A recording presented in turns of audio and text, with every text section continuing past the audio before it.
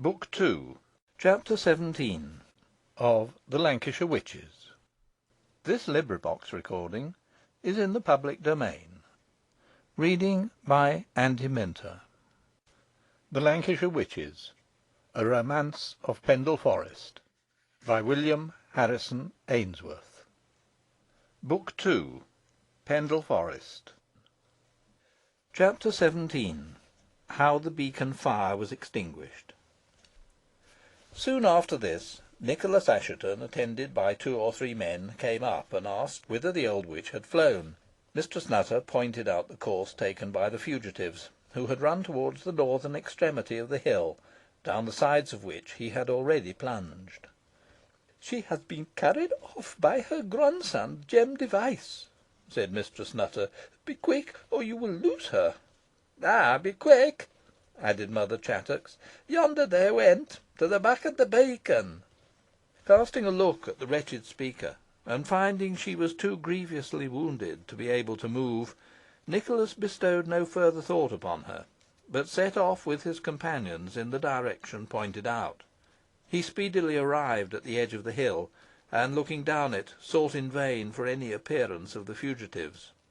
The sides were here steep and shelving, and some 100 yards lower down were broken into ridges, behind one of which it was possible the old witch and her grandson might be concealed. So, without a moment's hesitation, the squire descended, and began to search about in the hollows, scrambling over the loose stones, or sliding down some paces with the uncertain boggy soil, when he fancied he heard a plaintive cry. He looked around, but could see no one. The whole side of the mountain was lighted up by the fire from the beacon, which, instead of diminishing, burnt with increased ardour, so that every object was as easily to be discerned as in the daytime. But, notwithstanding this, he could not detect whence the sound proceeded. It was repeated, but more faintly than before, and Nicholas almost persuaded himself it was the voice of Potts calling for help. Motioning to his followers, who were engaged in the search like himself, to keep still, the squire listened intently, and again caught the sound, being this time convinced it arose from the ground. Was it possible the unfortunate attorney had been buried alive, or had he been thrust into some hole, and a stone placed over it, which he found it impossible to remove? The latter idea seemed the more probable, and Nicholas was guided by a feeble repetition of the noise towards a large fragment of rock, which, on examination, had evidently been rolled from a point immediately over the mouth of a hollow. The squire instantly set himself to work to dislodge the ponderous stone, and, aided by 2 of his men, who lent their broad shoulders to the task, quickly accomplished this object, disclosing what appeared to be the mouth of a cavernous recess. From out of this, as soon as the stone was removed, popped the head of Master Potts, and Nicholas, bidding him be of good cheer, laid hold of him to draw him forth, as he seemed to have some difficulty in extricating himself, when the attorney cried out, "Don't pull too hard, squire. That accursed Jem Device has got hold of my legs. Not so hard, sir, I entreat." "Bid him let go," said Nicholas, unable to refrain from laughing, "or we will unearth him from his badger's hole." "He pays no heed to what I say to him," cried Potts. Oh dear, he is dragging me down again." And as he spoke, the attorney, notwithstanding all Nicholas's efforts to restrain him, was pulled down into the hole. The squire was at a loss what to do, and was considering whether he should resort to the tedious process of digging him out, when a scrambling noise was heard, and the captive's head once more appeared above ground. "Are you coming out now?" asked Nicholas.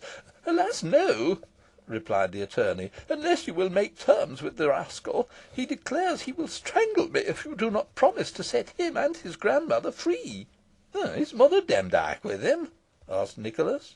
"To be sure," replied Potts, "and we are as badly off for room as 3 foxes in a hole." "And is there no other outlet?" said the squire. "I conclude not," replied the attorney. "I groped about like a mole when I was first thrust into the cavern by Jem Device, but I could find no means of exit. The entrance was blocked up by the great stone, which you had some difficulty in moving, but which Jem could shift at will, for he pushed it aside in a moment. and brought it back to its place when he returned just now with the old hag. But probably that was effected by witchcraft." "Most likely," said Nicholas. "But for you being in it, we would stop up this hole, and bury the two wretches alive." "Get me out first, good Master Nicholas, I implore of you, and then do what you please," cried Potts. "Jem is tugging at my legs as if he would pull them off."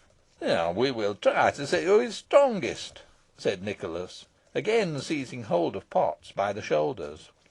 "Oh dear, oh dear, oh, I can't bear it, let go," shrieked the attorney. "I shall be stretched to twice my natural length. My joints are starting from their sockets. My legs are coming off. Oh, oh!" "Lend a hand here, one of you," cried Nicholas to the men. "We'll have him out, whatever the consequences." "But I won't come," roared Potts. "You have no right to use me thus. Torture! Oh, my loins are ruptured. My back is breaking. I am a dead man. The hag has got hold of my right leg, while Jem is tugging with all his force at the left." "Pull away," cried Nicholas. "He's coming." "My legs are off," yelled Potts, as he was plucked suddenly forth, with a jerk that threw the squire and his assistants on their backs. "I shall never be able to walk more. No, Heaven be praised," he added, looking down on his lower limbs. "I have only lost my boots." "Never mind it, then," cried Nicholas; "but thank your stars you are above ground once more. Harkee, Jem," he continued, shouting down the hole, "if you don't come forth at once, and bring Mother Demdike with you, we'll close up the mouth of this hole in such a way as you shan't require another grave. Do you hear?" "Yeigh," replied Jem, his voice coming hoarsely and hollowly up, like the accents of a ghost. "Am I to go free if I comply?" "Certainly not," replied the squire. "You have a choice between this hole and the hangman's cord at Lancaster, that's all. In either case you'll die by suffocation. But be quick. We've wasted time enough already with you." "Then, if that's all you do for me, squire, I needn't stay where I am," rejoined Jem. "Very well," replied Nicholas. "Here, my man, stop up this hole with earth and stones. Master Potts, you'll lend a hand to the task." "Readily, sir," replied the attorney, "though I shall lose the pleasure I had anticipated of seeing that old carrion crow roasted alive." "Stay a bit, squire," roared Jem, as preparations were actively made for carrying Nicholas's order into execution. "Stay a bit, and I'll come out and bring t' owd woman wi' me." "I thought you'd change your mind," replied Nicholas, laughing. "Be upon your guard," he added, in a low tone to the others, "and seize him the moment he appears." But Jem evidently found it no easy matter to perform his promise, for stifled shrieks and other noises proclaimed that a desperate struggle was going on between him and his grandmother. "Aha!" exclaimed Nicholas, placing his ear to the hole. "The old hag's unwilling to come forth, and spits and scratches like a cat a mountain, while Jem grips her like a terrier. It's a hard tussle between them, but he's getting the better of it, and is pushing her forth. Now, look out!" And as he spoke, Mother Demdike's terrible head protruded from the ground, and, despite the execrations she poured forth upon her enemies, she was instantly seized by them, thrown out of the cavern, and secured. While the men were thus engaged, and while Nicholas's attention was for an instant diverted, Jem bounded forth as suddenly as a wolf from his lair, and, dashing aside all opposition, plunged down the hill.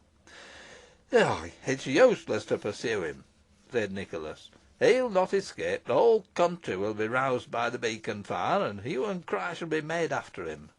"Right!" exclaimed Potts. "And now let some one creep back into that cavern and bring out my boots, and then I shall be in a better condition to attend you." The request being complied with, and the attorney being once more equipped for walking, the party climbed the hill side, and, bringing Mother Demdike with them, shaped their course towards the beacon. And now to see what had taken place in the interim. Scarcely had the squire quitted Mistress Nutter than Sir Ralph Assheton rode up to her. "Why do you loiter here, madam?" he said, in a stern tone, somewhat tempered by sorrow. "I have held back to give you an opportunity of escape. The hill is invested by your enemies. On that side Roger Nowell is advancing, and on this Sir Thomas Metcalfe and his followers. You may possibly effect a retreat in the opposite direction, but not a moment must be lost." "I will go with you," said Alizon.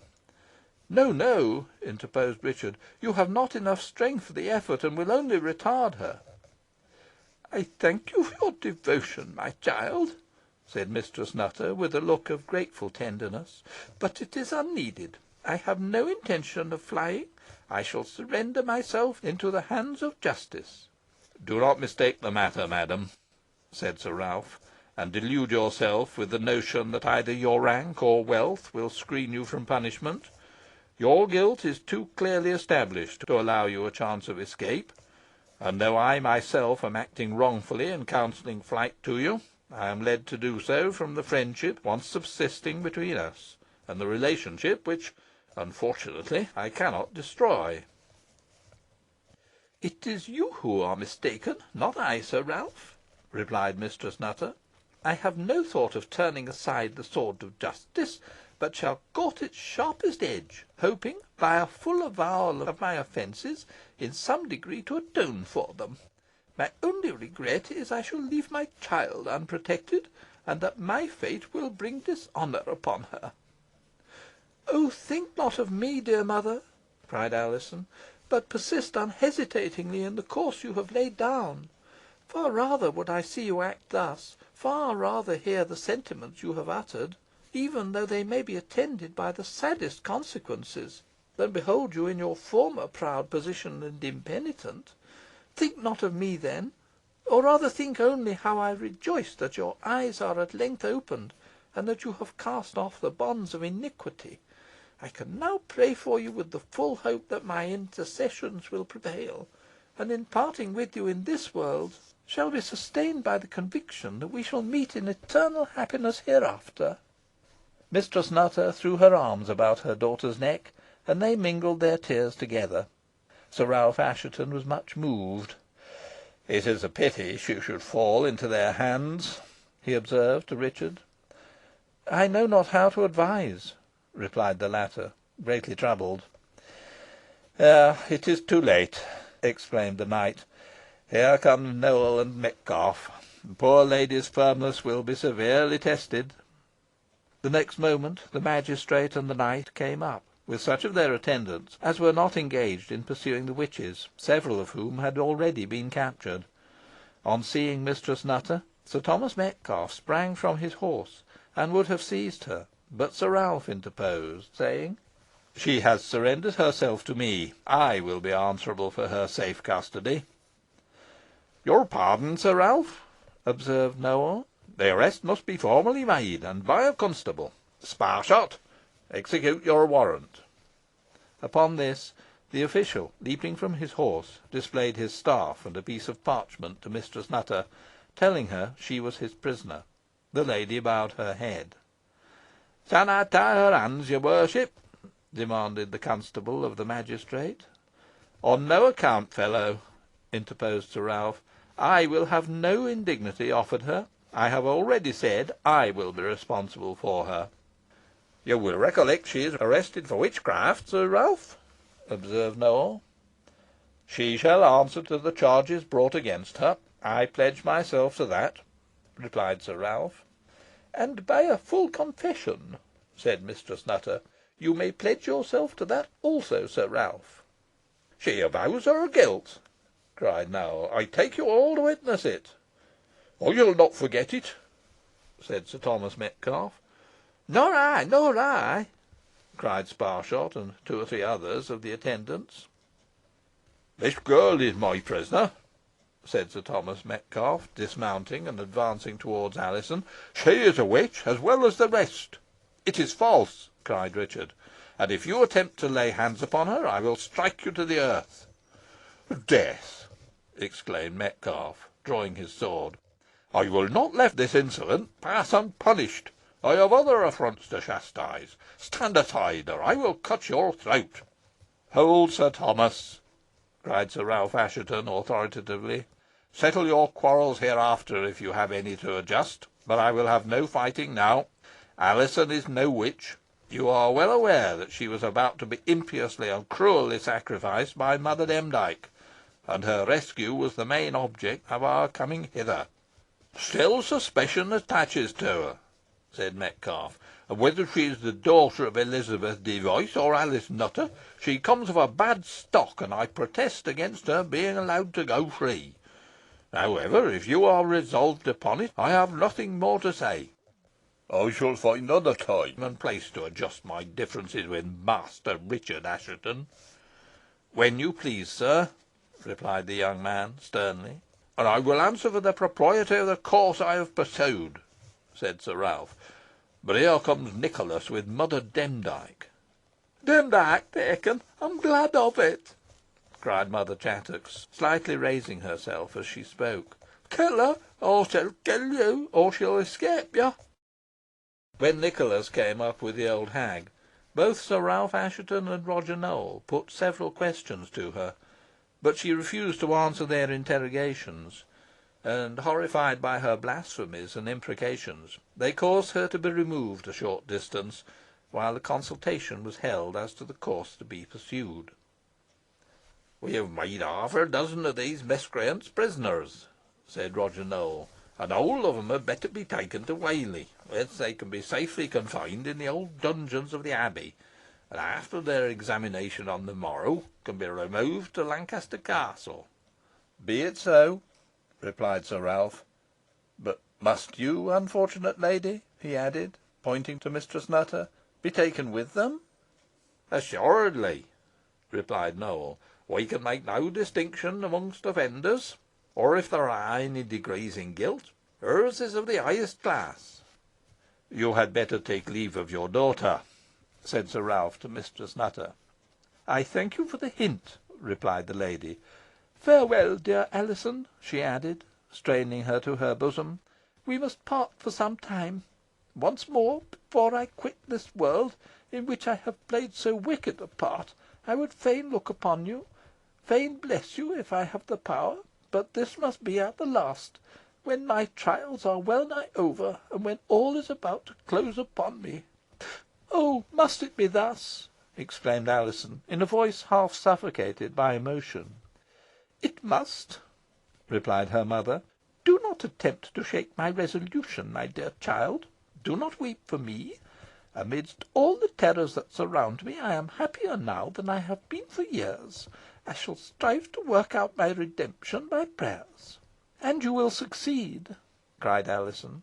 "Not so," shrieked Mother Demdike. "The fiend will have his own. She is bound to him by a compact which naught can annul." "I should like to see the instrument," said Potts. "I might give a legal opinion upon it. Perhaps it might be avoided, and in any case its production in court would have an admirable effect. I think I see the council examining it, and hear the judges calling for it to be placed before them. His infernal Majesty's signature must be a curiosity in its way. Our gracious and sagacious monarch would delight in it." "Peace!" exclaimed Nicholas, "and take care," he cried, "that no further interruptions are offered by that infernal hag. Have you done, madam?" he added to Mistress Nutter, who had remained with her daughter folded in her arms. "Not yet," replied the lady. "Oh, what happiness I have thrown away! What anguish, what remorse brought upon myself by the evil life I have led! As I gaze on this fair face, and think it might long, long have brightened my dark and desolate life with its sunshine as I think upon all this, my fortitude well nigh deserts me, and I have need of support from on high to carry me through my trial. But I fear it will be denied me. Nicholas Assheton, you have the deed of the gift of Rough Lee in your possession. Henceforth Alizon is mistress of the mansion and domains, provided they are not forfeited to the crown, which I apprehend will be the case," suggested Potts. "I will take care she is put in possession of them," said Nicholas.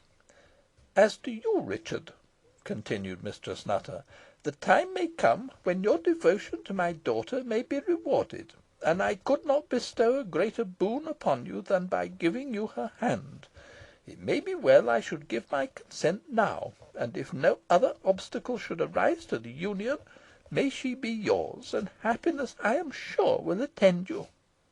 Overpowered by conflicting emotions, Alizon hid her face in her mother's bosom, and Richard, who was almost equally overcome, was about to reply, when Mother Demdike broke upon them. "They will never be united," she screamed. "Never! I have said it, and my words will come true. Think'st thou a witch like thee can bless a union, Alice Nutter? Thy blessings are curses, thy wishes disappointments and despair. Thriftless love shall be Alizon's, and the grave shall be her bridal bed. The witch's daughter shall share the witch's fate." These boding words produced a terrible effect upon the hearers. "Heed her not, my sweet child. She speaks falsely," said Mistress Nutter, endeavouring to reassure her daughter; but the tone in which the words were uttered showed that she herself was greatly alarmed. "I have cursed them both, and I will curse them again," yelled Mother Demdike. "Away with the old screech owl!" cried Nicholas. "Take her to the beacon, and if she continues troublesome, hurl her into the flame." And notwithstanding the hag's struggles and imprecations, she was removed.